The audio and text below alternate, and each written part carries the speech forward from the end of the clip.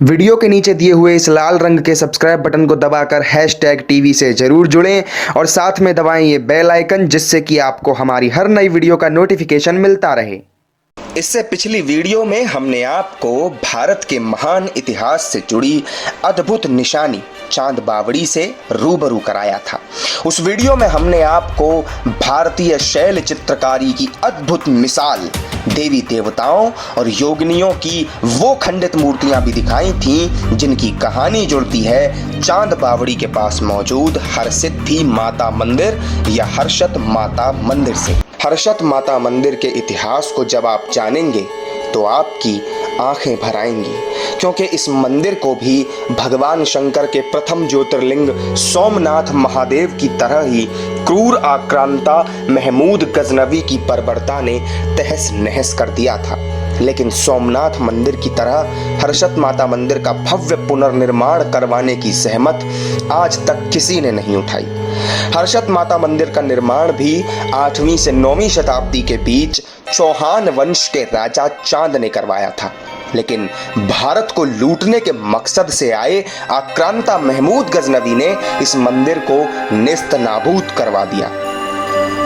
यूं तो स्थानीय मान्यता के मुताबिक देवी हर्षद माता को प्रसन्नता और हर्षोल्लास की देवी माना जाता है, लेकिन मंदिर के चारों ओर बिखरे माता के प्राचीन मंदिर के अवशेष हमारी संस्कृति पर हुए उस कुठाराघात के जीते जागते सबूत हैं, जिसकी कहानी सुनकर आज भी हमारा मन दुख और आक्रोश से भर जाता है।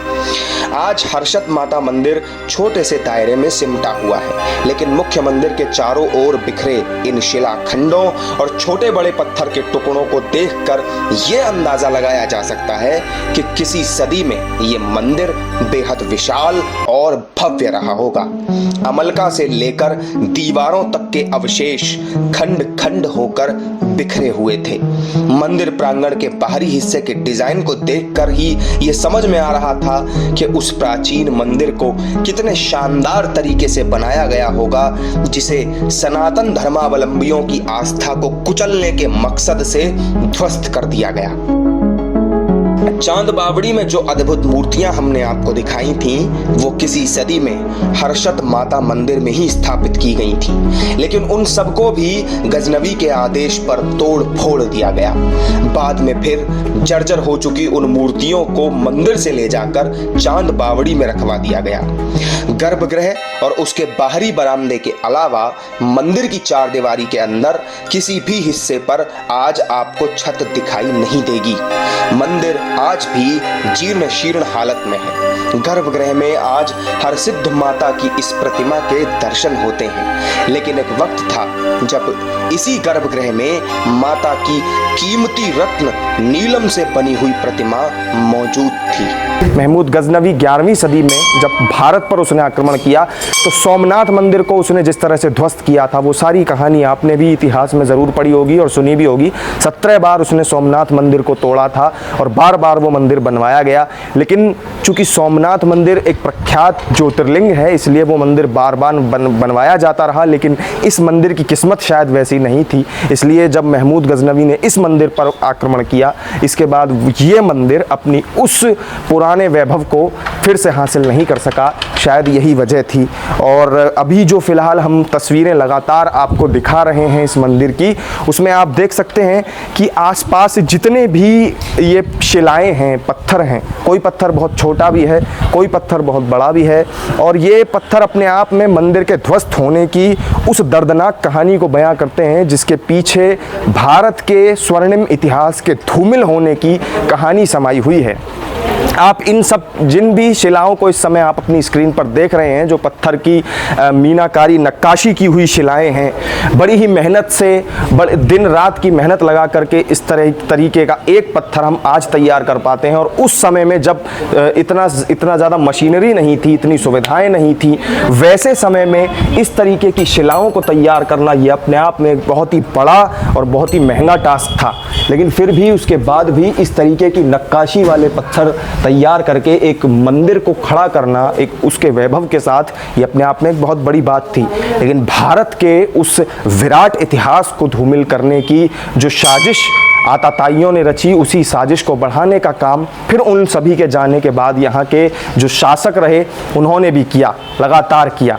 उसी की वजह है कि आज भी जब हम देखते हैं तो मंदिर के, जब हम यहाँ आते हैं तो मंदिर के जो अवशेष हैं, जो शिलाएं हैं, शिलाखंड हैं, कुछ बड़े हैं कुछ छोटे, वो चारों तरफ बिखरे हुए दिखाई देते हैं। और मैं अगर अपना मत आपको यहाँ बताऊँ तो मेरा मानना तो ये है कि इनको आप अवशेष ना समझ करके मंदिर के अंग समझें, कि जैसे कि आपके घर में कोई दुर्जन घुसाए, कोई आताताई घुसाए और वो आपके घर को तहस नहस कर दे, बर्बाद कर दे, खंडहर में तब्दील कर दे, और फिर उसके बाद आपको भी मार काट दे, फिर उसके बाद जिस तरीके से ये कटे हुए अंग किसी व्यक्ति के बचेंगे, ये उसी तरीके से इस मंदिर के भी अंग ही आप समझिए कि जिनकी तस्वीर आज हम देखते हैं तो दिल दुखता है कि जिस भारत का इतना विराट वैभवशाली इतिहास था, गौरवशाली इतिहास था, और अपने आप में दूर दूर से, दूर दराज के देशों से भी विदेशियों को आकर्षित करता था, उस भारत के इतिहास की जो निशानियां हैं, उनकी आज जो दशा है, जो हालत है, उसको देखकर बहुत दुख होता है।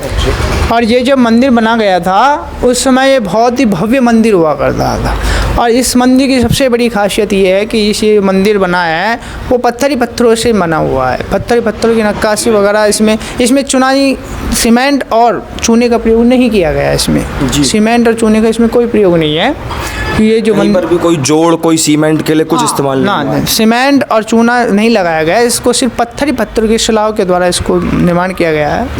और सबसे बड़ी बात ये भी है कि यहाँ पर कोई आसपास कोई इतना कोई विशाल पहाड़ भी नहीं है कि कहाँ से ये पत्थर आया, कहाँ से क्या हुआ, ऐसा बताते हैं। तो ये मंदिर काफ़ी भव्य था। और ऐसे इसके बारे में फिर बाद में बताते हैं कि इसको बाद में मुग़ल काल के समय इसको नुकसान पहुँचा दिया गया, जिसके कारण इसकी मूर्ति या प्रतिमाएँ हैं उनको खंडित कर दिया गया। जो ये छतरी आप देख रहे हैं, ये भी पहले काफ़ी बड़ी छतरी बताई जाती है कि बहुत बड़ी, ये पत्थरों से थी, जिसके पिलर्स वगैरह भी काफ़ी इधर उधर यहाँ पे बहुत बिखरे हुए थे, बहुत सी चोरियाँ हुई यहाँ पर। और कुछ यहाँ पे जो पिलर्स हैं वगैरह है, इनको वहाँ चांद बावड़ी में भी सिक्योर करके रखा गया है। ये ऐसा इनको अपने अंडर में ले रखा है। और दूसरी बात, ये जो आप प्रतिमा देख रहे हैं, ये हरसिद्ध माता जी की मूर्ति है। हरसिद्ध माता जी मतलब बोलते हैं हर कार्य को सिद्ध करने वाली मातेश्वरी। ये माँ जगदम्बा का ही रूप है। और यहाँ पर आने वाले हर सभी भक्तों की मनोकामना पूर्ण होती हैं। यहाँ पर देश विदेश से काफ़ी श्रद्धालु यहाँ पर इनके दर्शन करने के लिए भी आते हैं। वो अब यहाँ पर पूजा पाठ करते हैं। और यहाँ पे अनुष्ठान कार्य भी विदेशों से भी बहुत होते हैं, जो अपने कार्य को सिद्ध करवाते हैं, जिसका नाम हरसिद्ध माता है। और इससे पहले यहाँ पर नीलम की मूर्ति हुआ करती थी। नीलम की मूर्ति, हाँ, अष्ट धातु की ऐसे बताते हैं। नीलम की मूर्ति हुआ करती थी, जिसको कि हमारे पूर्वजों ने देखा था। और वो जो मूर्ति है वो 1967 के लगभग चोरी हुई है, अभी रिसेंटली। अच्छा, वो जो मूर्ति जो चोरी हुई है 1967 तक मंदिर गर्भगृह में नीलम की मूर्ति के दर्शन होते थे। हाँ बिल्कुल, जब तक यहाँ तक मूर्ति थी। फिर इसको 1969 में 69 में इसको फिर हमारे परिवार के द्वारा इसको नई प्रतिमा लगाई गई। नई प्रतिमा की स्थापना की गई थी। जो अभी जो दर्शन कर रहे हैं वो 1969 में नई प्रतिमा जो हमारे परिवार के द्वारा इसको स्थापित की गई है। तो ये हरसिद्ध माता जी मंदिर है। तो पंडित जी, आपका परिवार कब से मंदिर की पुरोहिताई संभाल रहा है? देखो, ऐसा तो पता नहीं है, लेकिन ये हमारे पूर्वज पीढ़ी दर पीढ़ी ये काम को संभाल रहे हैं। और ये जो मंदिर है वो ASI के अंडर में संरक्षित है। हम तो सिर्फ यहाँ पे सेवा पूजा का काम करते हैं। तो पंडित जी, इसमें हम जो देख रहे थे अभी कि चारों तरफ अवशेष फैले हुए हैं, मंदिर के शिलाएं इधर उधर बिखरी पड़ी हैं, तो कभी किसी सरकार ने, केंद्र सरकार ने या ASI की जैसे ये संरक्षित स्मारक है, किसी ने कभी ऐसी कोशिश नहीं की कि दोबारा पुनर्निर्माण के लिए कोई पहल हुई हो, कदम बढ़ाया गया हो, कुछ ऐसा हुआ? देखो, ASI ने तो यहाँ पर जो है, जो भी पत्थर थे, जो भी यहाँ पे बिखरे हुए हैं, जो भी इम्पोर्टेंट पार्ट्स थे, उनको उन्होंने संरक्षित करने का काम किया। उनको उन्होंने चांद बावड़ी मंदिर कॉरिडोर्स में रखवाया, जो कि वो सुरक्षित हैं। और अब आगे धीरे धीरे यहाँ पे अब सरकार का ध्यान गया है, अब धीरे धीरे विकास कार्य हो रहा है। अब सरकार का यहाँ पे ध्यान है और अब उन्होंने अपना काम शुरू कर दिया है। अब बजट भी आया हुआ है, वो काम कर रहे हैं अब मंदिर। कुछ ऐसी उम्मीद आपको लग रही है कि दोबारा से पुनर्निर्माण इसका हो सकता है? बिल्कुल बिल्कुल, अब इसका पुनर्निर्माण होगा, बिना सरकार प्रयास कर रही है।